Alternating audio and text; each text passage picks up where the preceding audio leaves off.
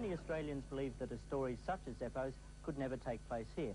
After all, we're just a comedic backwater. The stakes aren't that high. Or are they? Just how healthy is the state of Australia's comedy boom, and exactly who has benefited from it? Could the evasiveness of Paul Keating and Ian McFadden be simply an attempt to hide the excesses of an industry that's corrupt to the core?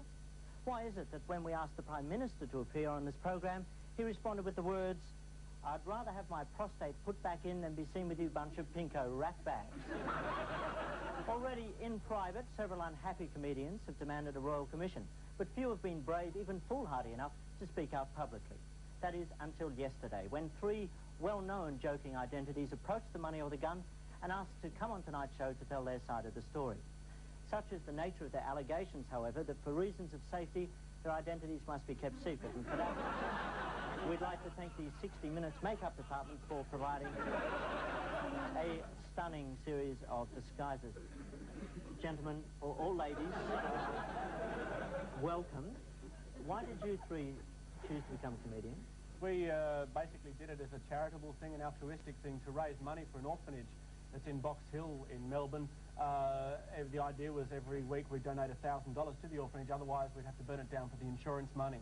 And the smell of 7-year-old kids burning, Yana, it's horrible. We never want to have to do that again. 3 times is enough for any comedy trio. Yes, yes. What were some of the worst things that actually happened to you as comedians?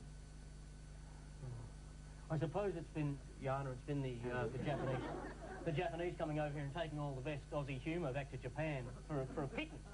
Bloody pittance, and they're taking it away from this country, and of course good Aussie humour, you can't hear it anymore, you can't hear it on the streets or in the clubs, because the Japs have got it. Who has the comedy boom benefited, do you think? Anyone in Australia? There are a couple of people that it's benefited, yeah. Yeah, a couple of people have done very well, walking off the backs of their crippled brothers. A bit like Glenn Nicholas, for People instance. a lot like Glenn Nicholas. Well, we'll name some names then. Who? Okay. Glenn Nicholas. Glenn Nicholas, who started out on the big gig just as like a minor sort of mime thing, Yana, and then, you know, pushed his way aside, everyone aside, and then clawed his way to the top where he now hosts the show. And, you know, before that he was hosting Humphrey, and, you know, we got around about it when he was hosting Humphrey, because before he appeared on Humphrey, that bear used to talk.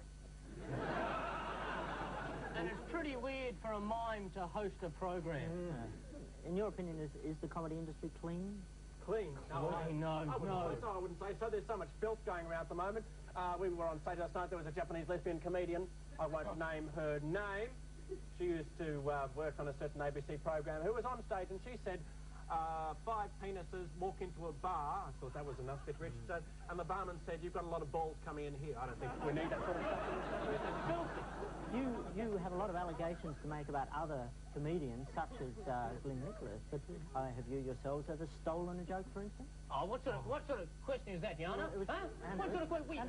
We've been working in the industry for a number of years, and we've come out and tried to say these things, and suddenly you're accusing us of stealing other people's jokes. I mean, have you ever taken someone else's joke? Yeah. I don't use jokes. I don't need to do that.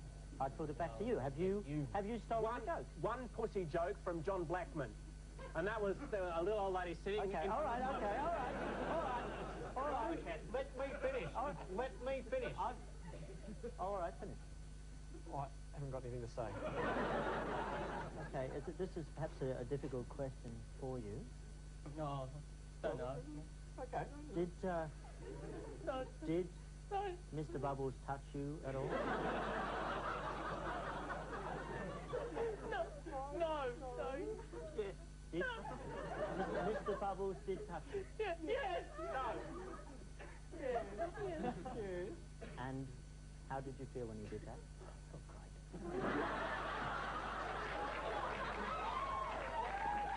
All right, then. We'll get off Mr. Bubbles. Have you guys had any good jokes? Yes, we have heard some good jokes. You have heard some good jokes lately? Have you heard a good joke lately? I just heard one then.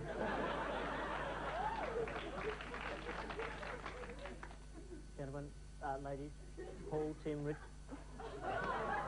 Thanks a lot, Andrew. Yana, I think we'll leave it there. Thank you. Whether or not a